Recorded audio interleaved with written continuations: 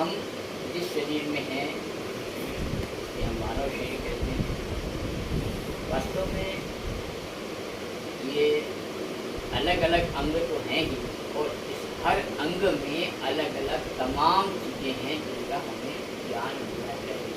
पहली चीज़ सबसे यही कहते हैं कि साहब ये शरीर हमारा है, इस शरीर में हम कहाँ हैं। बचपन में एक बड़ा अच्छा खेल हम लोग खेलते थे कि छुओ, हमें छुओ तो जाने, और उसने हाथ छुआ, तो मेरा हाथ छुआ, हमको छुओ तो जाने। तो ये स्नेह खेलो अगर के दूसरे मायने में, तो वास्तव में हम कहाँ हैं। ये बहुत बड़ी सच्चाई है कि आदमी अपने आप को ढूंढे कि वो कहाँ है। आज हमारा हाथ यहाँ से अलग हो जाए तो क्या मर जाएंगे? इसका मतलब ये हाथ मेरा है, हम हाथ नहीं हैं।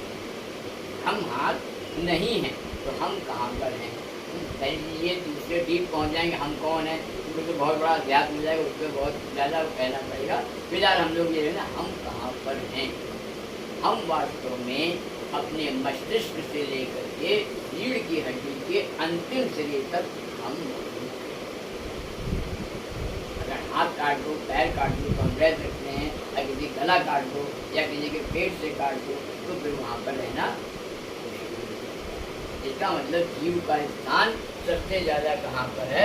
मस्तिष्क से लेकर रीढ़ के अंतिम शरीर तक, जिसे हम स्पाइनल कॉर्ड कहते हैं, जिसे हम रीढ़ की हड्डी कहते हैं।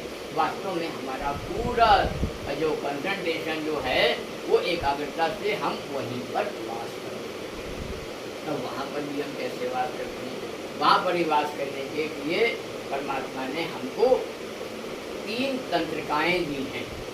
नर्व जो हैं वो जो हैं आपके वास्तव में जो पूरे शरीर में तंत्रिकाएँ हैं, जो छोटी छोटी जालिकावत हैं, उसमें भी एक चार्ज है।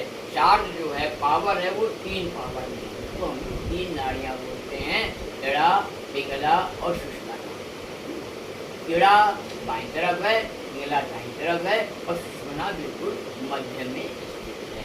इसका ज्ञान हम लोगों को होना बहुत ही आवश्यक है। तो सारा जीवन, सारा ज्ञान, सारी चिकित्सा, सब कुछ इसी पर ही निर्भर करता है। आज हम लोग सबसे पहले इसी पर ध्यान करते हैं कि शरीर का बायां और दायां स्थान, इसी में ही हमारा प्राण प्रवाह होता है। हम देखते हैं कभी बाईं ओर से हम सांस लेते हैं, कभी दाईं ओर से सांस लेते हैं, एक साथ कभी कभी दोनों चलते हैं। तो कहते हैं उस बगल सुषुम्ना नाड़ी चलती है, और सुषुम्ना हमारे सेंट्रल नर्व, मोटर नर्व है। और उसी सेंट्रल मोटर नर्व में वैसे तो बहुत सारे लिखे गए हैं, लेकिन कुल मोटे 7 स्टेशन हैं जिनको हम चक्र के रूप में जानते हैं। सबसे पहले सबसे नीचे कौन सा चक्र है?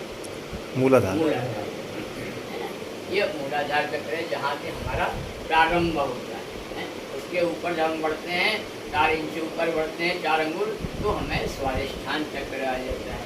उसके बाद हमारी नाभि आ जाती है, जिसको हम लोग कहते हैं मणिपूरक चक्र कहते हैं। मणिपुर चक्र के बाद हमारा हृदय स्थल आ जाता है, जिसको हम लोग क्या बोलते हैं? अनाहत चक्र बोलते हैं, अनाहत चक्र बोलते हैं। और इसके बाद गले का वो स्थान आता है, जिसको हम लोग विशुद्ध चक्र के रूप में जानते हैं। और उसके बाद तालू के पास जो स्थान पाया जाता है, मस्तिष्क से नीचे और मुंह से ऊपर, उसको हम लोग आज्ञा चक्र, जहाँ से हम प्रकृति और उसको देखना, दुनिया को देखने का जो स्थान बनाया है वो आँखें ही बनी। अगर आँखें बंद कर ली जाएँ तो हम कहीं कुछ अनुभव नहीं कर पाते। इसीलिए वहाँ पर उन्हें आज्ञा चक्र कहा गया है। और सबसे ऊपर जो है वो शास्त्रार का है। शास्त्रार का अर्थ यही है कि 1000 पंखुड़ियों वाला कमल। वास्तव में कोई कमल ऐसा नहीं है जो 1000 पंखुड़ी वाला।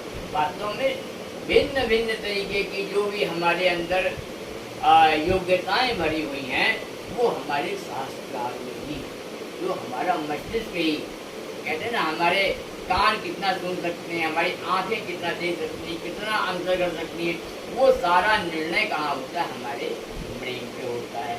और वो ब्रेन का स्थान, इसमें हजारों नाड़ियाँ यहाँ पर वो हैं जो सेंसेस हमको देती हैं। और उन्हीं की वो सारी नाड़ियों का जो मुख्य स्थान है, कहते हैं जैसे यहाँ पर मान लीजिए गोडाउन में तमाम सारे अलमारीज या बक्से रखे हुए हैं और सब में ताले बंद हैं और उनकी सबकी चाबी जो रखी हुई है वो सबसे नीचे मूलाधार पे रखी है। इसीलिए योग का अपना सिद्धांत होता है कि मूलाधार से उतर के सहस्त्रार तक आने की जो राह है वो पूरी तरह योग का ही एक मार्ग है, या योग के मार्ग में मूलाधार से सहस्त्रार तक आने की ही प्रक्रिया होती है। सारा योग इसी पर ही टिका हुआ है। तो आज हम लोगों को उस पर भी चर्चा करनी होती है कि ये जो 3 नाड़ियाँ हैं, 3 नाड़ियों में प्राण प्रवाह हो रहा है और इसके 7 चक्र हैं। हर चक्र का अपना अपना एक स्थान है। इन चक्रों के द्वारा ही हमारे अंदर रोग प्रतिरोधक क्षमता बनती है और इन्हीं के दूषित हो जाने से हमारे शरीर में व्याधियों का निर्माण होता है। जो चक्र हैं ये हमारी सुरक्षा के लिए बनाए हैं परमात्मा ने, क्योंकि बाहर भिन्न भिन्न परिस्थितियों की चीजें हैं और उनसे हम अपने आप को कैसे बचाव कर सकते हैं। जितनी भी हमारी चेतनात्मक सत्ता है वो मूलाधार से नियंत्रित होती है।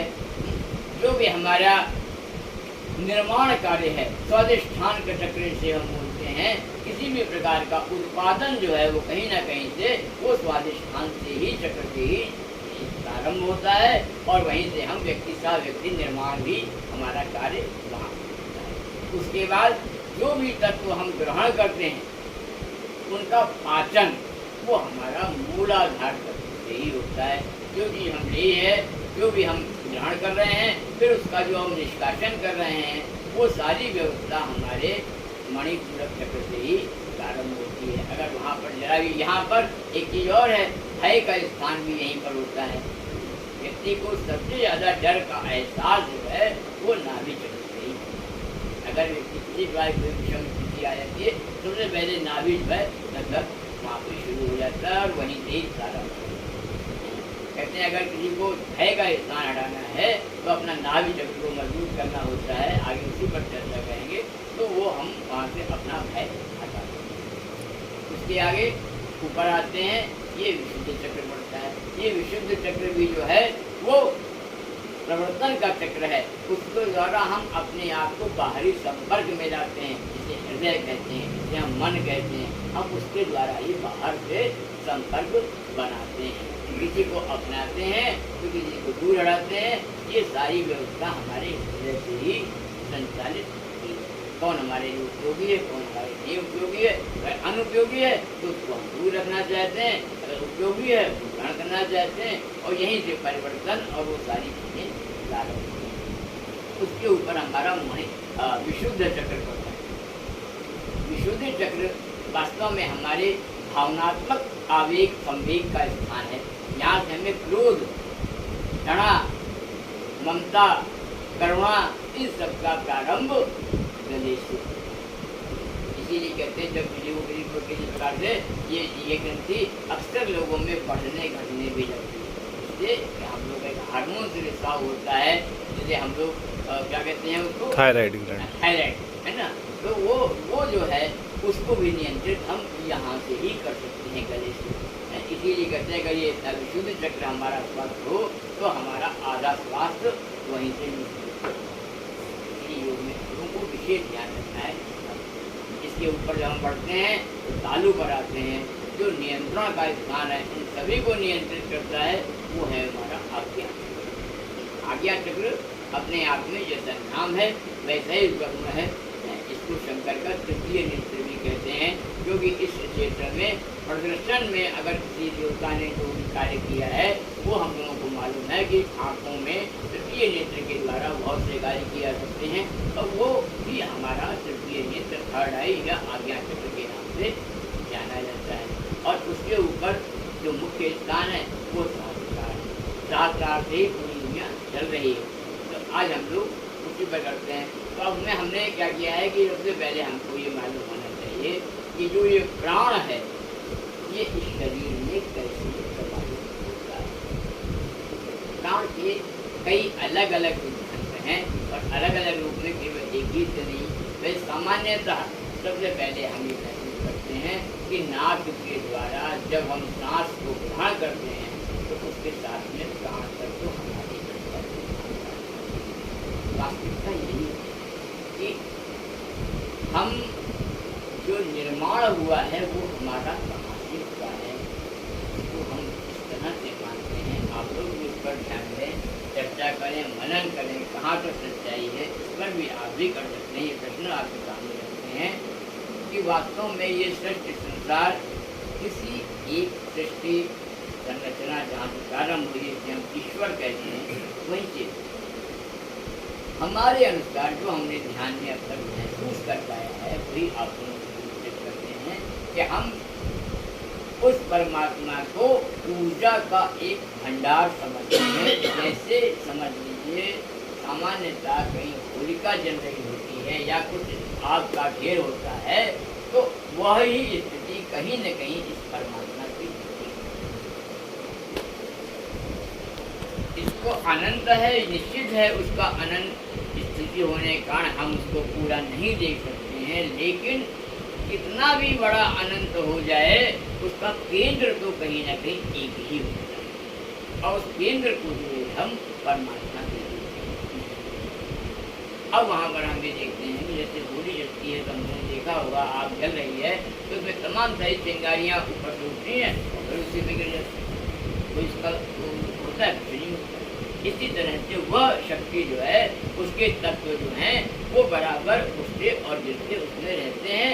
इसी का नाम ऊर्जा है, इसी का नाम परमात्मा है। उसी में से जब कोई एक कण अगर उसके क्षेत्र से बाहर निकल आता है, जैसे ही वो बाहर निकल आता है तो वह अपने आप को अंश महसूस करता है, और उस वक्त का जो उसका विशेष गुण होता है कि हाँ मैं वहीं पर आनंद की अनुभूति होती है, जिसे हम आनंदमय कोश करते हैं। मैंने बताया क्या है कोशों का, उसको हम आनंदमय कोश करते हैं। और वो आनंदमय कोश जब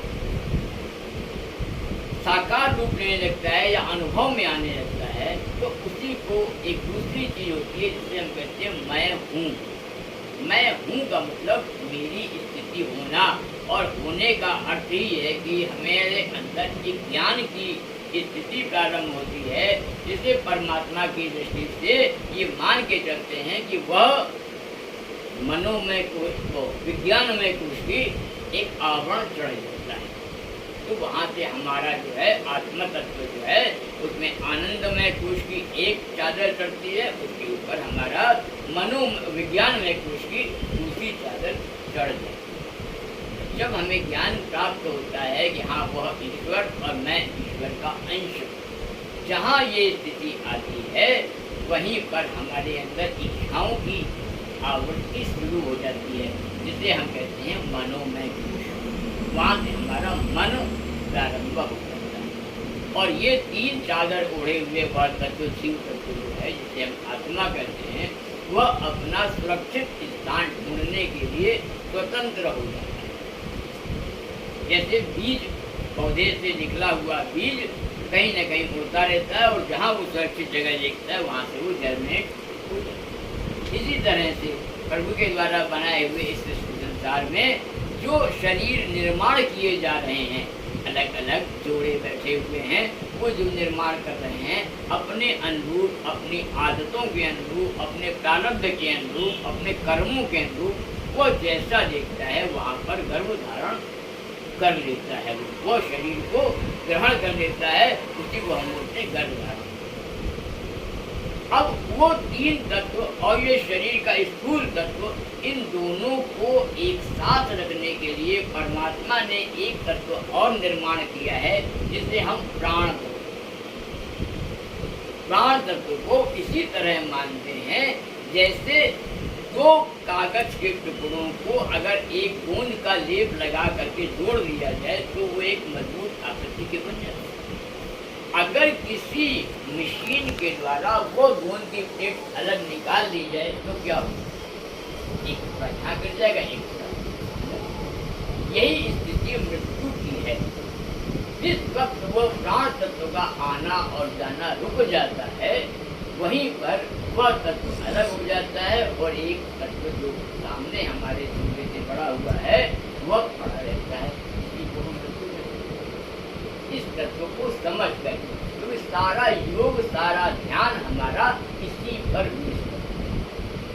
हम अपने प्राण को मजबूत करके हम इस शरीर को बनाए रखते हैं, और यह दो ही तरीके से इसको छोड़ के जाता है।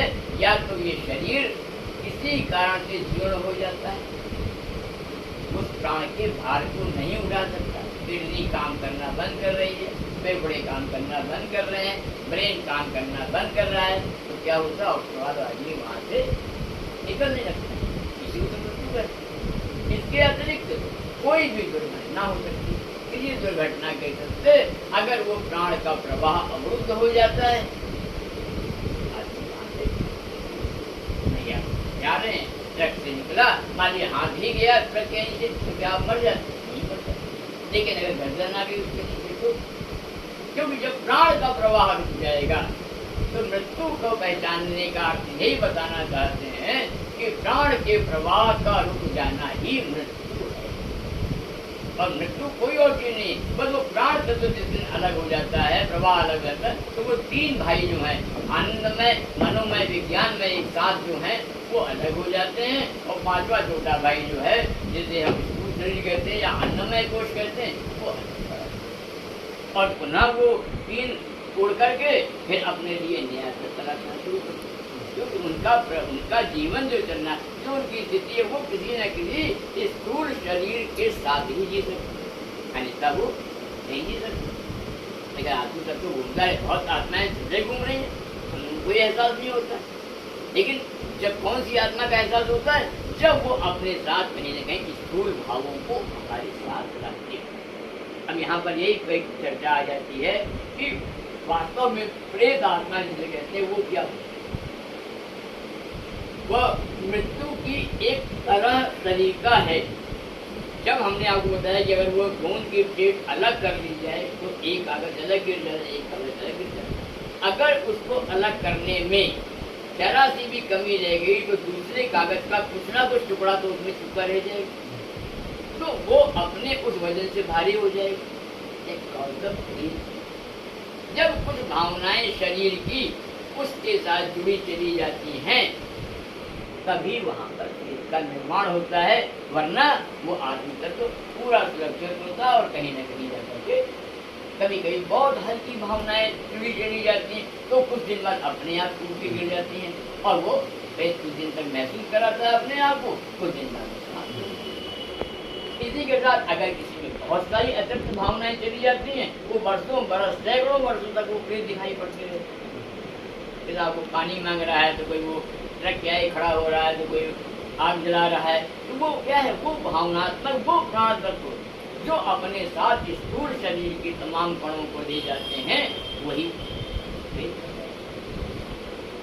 तो ये हमारा योग का हवाले में आपको हमने बताया मृत्यु क्या है और व्यक्ति क्या है। तो आज हमको क्या करना है, इन दोनों चीजों को, उन अन्नमय, प्राणमय, मनोमय, प्राणमय, मनोमय, विज्ञानमय को स्थूल शरीर के साथ बनाए रखने के लिए हमको जो बीज का बूंद है उसमें दृढ़ता प्रदान करनी है, जिससे हम प्राणायाम प्राण तत्व को बढ़ाए रखना, यही प्राणायाम करेंगे।